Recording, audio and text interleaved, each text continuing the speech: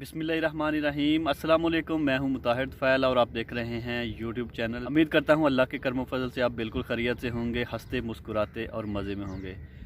इस वक्त गंदम की फसल को 2 से ढाई माह हो चुके हैं, तो इस वक्त इसको स्प्रे की ज़रूरत है। इसके अंदर जड़ी बूटियाँ जो हैं वो उग रही हैं। तो चलिए आपके साथ शेयर करता हूँ कि जो इस वक्त इसके अंदर जड़ी बूटियाँ होती हैं उसको कैसे तलब किया जाता है और अच्छी से अच्छी फसल लेने के लिए हमें कौन सी स्प्रे इस्तेमाल करनी चाहिए।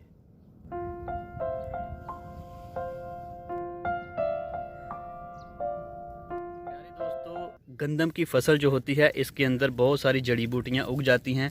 कुछ चौड़े पत्ते वाली होती हैं, जैसे कि ये, इसे मैना भी बोलते हैं और जड़ी भी बोलते हैं। तो इसके अलावा मैना जो होता है ये चौड़े पत्ते वाली जड़ी बूटी में आता है, और कुछ जड़ी बूटियाँ ऐसी होती हैं जो कि नुकीले पत्ते वाली होती हैं। नुकीले पत्ते वाली जो जड़ी बूटी होती है वो काफ़ी हार्ड होती है और इसको ज़ाया करने के लिए तेज़ स्प्रे की ज़रूरत पड़ती है।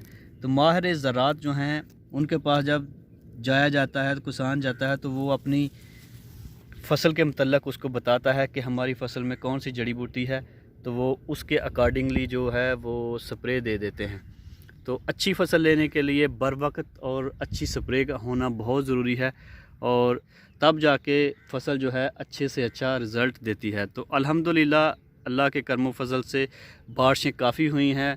इस वक्त जो हमारे इलाके की गंदम है बहुत अच्छी हो रही है, लेकिन इसके साथ साथ हमें इस चीज़ की ज़रूरत है कि इसको अच्छी स्प्रे करें ताकि जो जड़ी बूटियां हैं वो ख़त्म हो सकें। प्यारे दोस्तों, अभी मैंने आपके साथ शेयर किया कि गंदम के अंदर कौन कौन सी जड़ी बूटियां हो सकती हैं, तो इनको तलफ़ करने के लिए हमें कौन सी स्प्रे करनी चाहिए।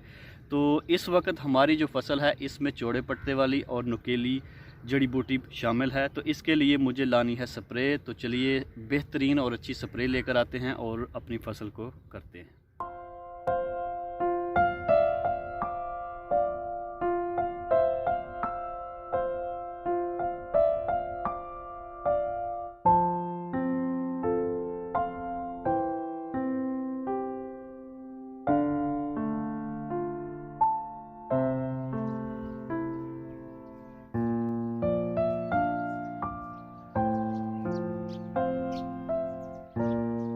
जी प्यारे दोस्तों, अभी थोड़ी देर पहले मैं गंदम के लिए स्प्रे जो है वो ले आया हूँ। तो चलिए आपके साथ शेयर करते हैं कि स्प्रे करने से पहले पहले किन किन चीज़ों की ज़रूरत होती है। एक तो टैंकी की ज़रूरत होती है जिसमें पानी डालकर दवाई मिक्स करके महलूल तैयार करके स्प्रे की जाती है। इसके अलावा 2-3 बाल्टियाँ ज़रूरी होती हैं जिसके अंदर पानी को मिक्स किया जाता है, मेडिसिन को मिक्स किया जाता है, और साथ ही साथ ग्लव्स जो हैं उनकी ज़रूरत पड़ती है। इसके साथ ही मास्क जो मुंह के ऊपर लगाते हैं उसकी ज़रूरत पड़ती है।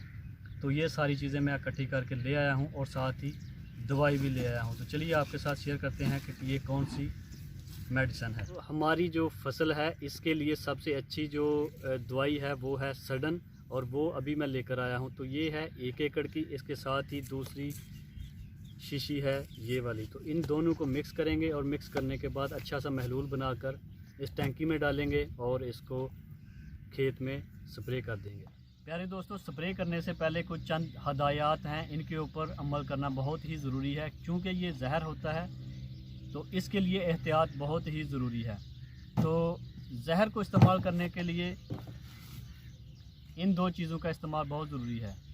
प्यारे दोस्तों, ये जहर होता है, जहर से पूरी बॉडी को बचाना बहुत ही ज़रूरी है। हमारे जो हाथ होते हैं ये ओपन होते हैं, तो इनके लिए मैं लेकर आया हूँ ग्लव्स, जो कि बहुत ज़रूरी है। आप भी जब भी स्प्रे करें तो इसको ज़रूर इस्तेमाल करें। इसके साथ ही साथ हमारा जो मुंह होता है इसके ऊपर हम इसको लगा लेंगे, ये है मास्क, और इसको सेव कर लेंगे, तब जाके हम जो है स्प्रे करना शुरू करेंगे। तो चलिए महलूल करते हैं तैयार।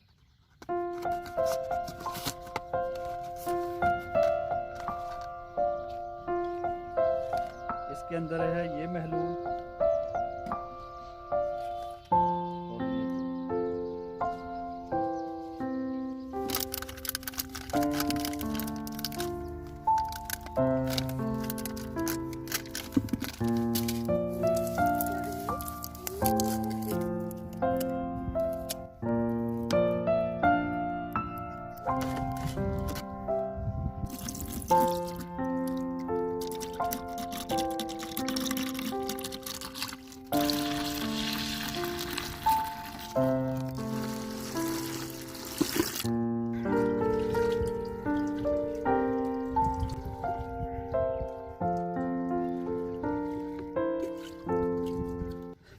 दोस्तों महलूल हमने तैयार कर लिया है। 1 एकड़ में 8 टैंकियां जो हैं वो पानी लगता है।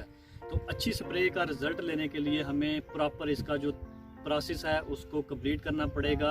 ये जो महलूल है इसको अच्छे तरीके से मिक्स कर लेंगे, उसके बाद हम टैंकी में पानी डालेंगे और 8 टैंकियाँ जो हैं 1 एकड़ में डालेंगे, तब जाके इसका रिज़ल्ट जो है वो प्रॉपर आएगा। और इसको स्प्रे करते वक्त सबसे अहम जो चीज़ है वो ये है कि जब हमने स्प्रे करनी है तो इसमें जो फासला है वो कम करके रखना है, ताकि जो कोई भी पौधा जो है वो स्प्रे से बच ना सके।